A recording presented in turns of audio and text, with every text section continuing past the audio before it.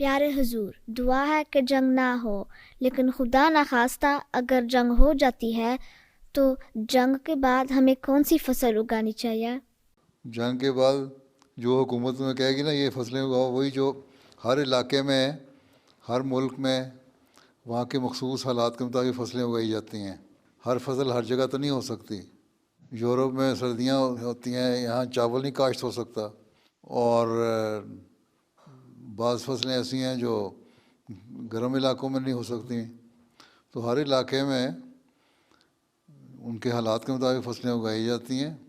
جو بھی staple food ہے اس کو اگانے کی کوشش کریں گے، وہی لگاؤ گے، جنگ کے بعد ہو یا جنگ سے پہلے۔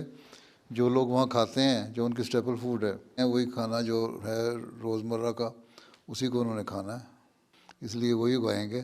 اور اس کے لیے اگر حکومت قائم ہے تو حکومت خود ہی رہنمائی کر دے گی کہ کیا اگائیں، اور ذمہ داروں کو خود ہی پتہ ہوتا ہے۔ بعض دفعہ حکومت پالیسیاں نہیں بناتی تو ذمہ دار خود اپنے حالات کے مطابق فصلیں اگانی شروع کر دیتے ہیں۔ جنگ عظیم دوم کے بعد رشیا میں بڑی تباہی ہوئی تھی تو روس کے ذمہ دار خود اپنی اپنی فصلیں لگاتے تھے، اور پھر وہ شہر میں لے آتے تھے فصلیں۔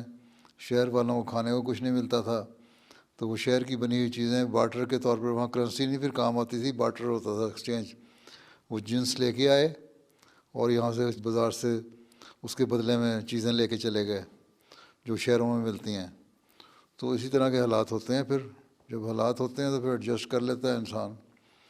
اور جو کھانے پینے کی چیزیں ہیں وہی اکثر کھانے کی عادت ہوتی ہے آپ لوگوں کو، وہی کھانے مقامی لوگ کھاتے ہیں، وہی آپ لگائیں گے، وہی اگائیں گے، اور وہی وہاں بہتر ہو سکتی ہیں۔